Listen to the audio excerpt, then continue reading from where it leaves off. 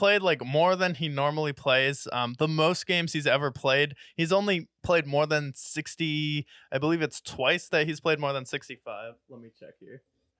Yeah, so he's had 2 seasons. He's played 66 and 68 games that he's gotten over that threshold. And basically, LeBron James and Draymond Green basically came out and were saying people are forcing Joel Embiid to play because he has to play through injuries to even qualify for these awards. When it's like, bro, the most important thing is being healthy for the playoffs. You already won your MVP last year. No one is questioning that you're one of the best players in basketball, but you need to get past not only a second round, but you need to get to the NBA Finals to be considered a Hall of Fame player. So maybe take a page out of Kawhi's book, but they're basically claiming that the media was criticizing Joel Embiid for not playing, and then for the MVP, Joel Embiid was taking it on himself to play through the injuries. But that's mostly a failure on the Philadelphia 76ers organization to say, hey, I know you want to win the MVP this year, but you playing more than 65 games is not going to help us win a championship. And if you need a rest where you don't want to be put in a situation where you need potentially season-ending surgery,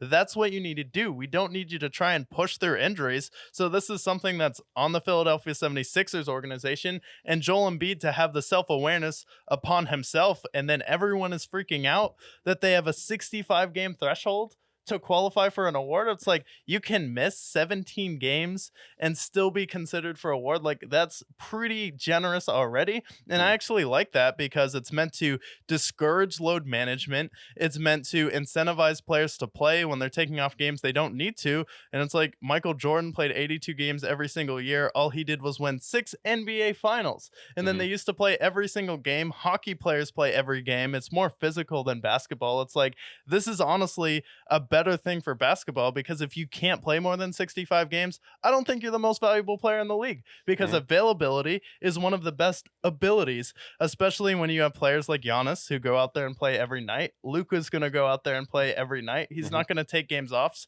You don't see Jason Tatum resting, and then they load manage Porzingis, but that's just because he has injury issues. So if you need to take a load management stance, like, okay, it may affect your bonuses, but you'll be better for it in the playoffs. And I think if you can't play more than 65 games, you're not the most valuable player. Yeah, exactly. And we think about it, think about the major awards in other parts of, different sports, right? In the MVP race last year with Mahomes and Jalen Hurts, ultimately, what did it come down to? Jalen Hurts got hurt the last 2 games of the season, and I do think that hurt his MVP chance because he wasn't there, and they saw them lose to the Cowboys and other teams as well. In baseball, Mike Trout at one point last year was favorites to win the MVP. He gets hurt, and obviously he's not in the conversation. You can't miss 30 games and then expect to be there. Baseball players who play 162 games, you'll see them sit out maybe a game or two, but they're also playing twice as many games, and there's way less of a percentage of them doing load management there. And that's in a different sport. Yeah. For basketball, we have people who are paying 100, 200, 300, list goes on, amount of money to see their favorite players play, and then they just sit out last second. Yeah. And it devastates the fans. And this is why the NBA is struggling with attendance, is because of injuries and load management. For this, I think inevitably they're going to lower the threshold. Maybe it's going to be 60 or whatever it might be, but like, I think having a requirement is a good thing. And that's why the MVP race is going to be a lot more competitive. We'll see someone like maybe SGA in the conversation now. We'll see maybe, some other people in that conversation, Joker and whatnot in that conversation.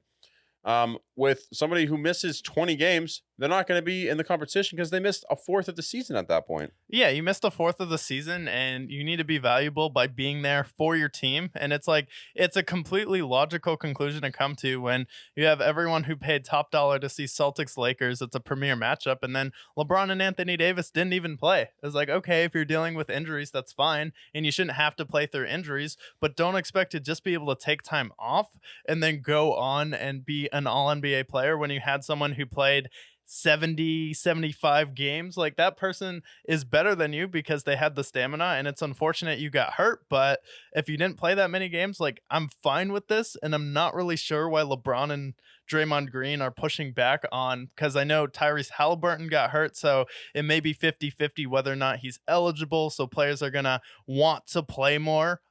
crazy. Yeah, players are actually going to want to play more and put themselves in harm's way to go out there just because they want to be all NBA. It's like, wow, players want to play more? What a crazy concept for the NBA. It's like, I'm on your side. If you are hurt, you should rest, but don't expect to go out there and then be, why am I not all NBA? Because you missed 20, 25 games, and this guy played 75 to 80 games.